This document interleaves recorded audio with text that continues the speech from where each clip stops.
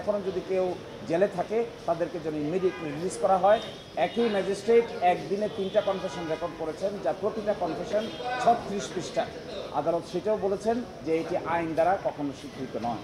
যারা ভিকটিম ছিলেন তাদেরও যেমন ন্যায় বিচার পাওয়ার অধিকার আছে, ঠিক একইভাবে যারা আসামি হবেন তাদেরকেও আপনি যেভাবে ইচ্ছে এভাবে সাজা দিতে পারবেন না।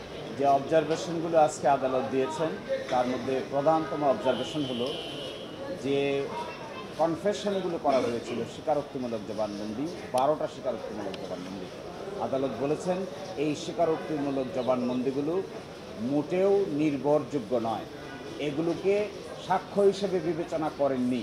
তার মধ্যে কয়েকটি কারণ বলেছেন। একটি কারণ বলেছেন এই স্বীকারোক্তিমূলক জবানবন্দিগুলো আদায় করা হয়েছে নির্যাতন এবং নিপীড়ন করে। দ্বিতীয় কারণ বলেছেন যে স্বীকারোক্তিমূলক জবানবন্দিগুলো আদায় করার আগে কোনো ম্যাজিস্ট্রেটের আদেশে তাদেরকে পুলিশ কাস্টাডিতে নেওয়া হয়নি, তাদেরকে নেওয়া হয়েছিল টিএফআই সেলে, টাস্ক ফোর্স ইন্টেলিজেন্সে, কোনো আইনি স্যাংশন করা ছাড়াই, কোনো বিচারিক আদেশ ছাড়াই। আরেকটি বলেছেন একদিনে 3টা কনফেশন রেকর্ড করা হয়েছিল।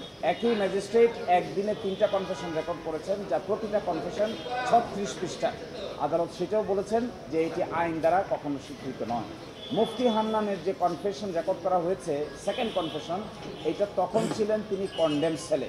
কন্ডেম সেল থেকে এনে তার কনফেশন রেকর্ড করা হয়েছে এবং তাকে এক্সিকিউট করে ফেলা হয়েছে 342 জবানবন্দি দেওয়ার আগেই। সকল আসামির যখন 342 জবানবন্দি শুরুর কথা, এই সময় মুফতি হান্নানকে মৃত্যুদণ্ড কার্যকর করা হয়েছে। ফলে মুফতি হান্নানের 342 স্টেটমেন্ট এই মামলায় আসতে পারেন নাই। এবং ফাইনালি এগুলো পড়ার পরে আদালত বলেছেন, আর একটা অবজারভেশন ছিল হাইকোর্টের, যে মিনিস্ট্রি অফ হোমকে ডাইরেকশন দিয়েছিলেন যেন এটা প্রপারলি ইনভেস্টিগেট করা হয়। সেই ক্ষেত্রে বলছেন আপিল বিভাগ যে এটা সেপারেশন অফ পাওয়ার যে নীতি আছে এই নীতিকে ভায়োলেট করে। এই জন্য রাষ্ট্র কী করবে, আদালত কোর্ট কী করবে, সরকার, এটি তাদের দায়িত্ব, কোর্ট সেটা ডিকটেট করবে না। এই জন্য সেখানেও বলেছেন এই অবজারভেশনগুলোকে এক্সপান্স করে দিয়েছেন। আর বলেছেন এই অবজারভেশন বাদ দিয়ে দিয়েছেন। আর একটা কথা বলেছেন এখনও যদি কেউ জেলে থাকে তাদেরকে যেন ইমিডিয়েটলি রিলিজ করা হয়। আর একটা অ্যাডভান্স অর্ডার ইস্যু করে দিচ্ছেন, অ্যাডভান্স অর্ডারের ভিত্তিতে জেলের ভিতরে কেউ থাকলে তাদেরকে যেন সেট অ্যাট ফোর্ট লিবারেটি দেওয়া হয়। এটি ছিল অবজারভেশন। এটি খুব দুর্ভাগ্যজনক যে এখানে একটি ঘটনা ঘটেছে। যারা ভিকটিম ছিলেন তাদেরও যেমন ন্যায় বিচার পাওয়ার অধিকার আছে, ঠিক একইভাবে যারা আসামি হবেন তাদেরকেও আপনি যেভাবে ইচ্ছে এভাবে সাজা দিতে পারবেন না। ফলে আজকে যে বিচার হয়েছে এই বিচারটা হয়েছে হলো আসামিরা এই ঘটনা ঘটিয়েছেন কিনা। আজকে সিদ্ধান্ত হলো যে আসামিরা এই ঘটনার সঙ্গে জড়িত নন, তাদেরকে বেকসুর খালাস দেওয়া হয়েছে। আর যারা মৃত্যুবরণ করেছেন, যারা এই ঘটনার শিকার হয়েছেন, সকলের প্রতি আমরা সিম্প্যাথাইজড, কিন্তু তথ্য প্রমাণ ছাড়া তো কাউকে সাজা দেওয়া সম্ভব নয়।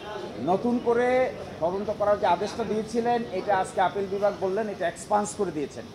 এক্সপান্স করেছেন এই জন্য যে এটা আদালতের কাজ না। এটা যদি আদালত বলে দেয় তাহলে সেপারেশন অফ পাওয়ার, রাষ্ট্রের অঙ্গগুলোর মধ্যে যে পৃথকীকরণ নীতি, এই নীতির ভায়োলেশন হবে। এই কথা বলে সেই অংশটুকুকে এক্সপান্স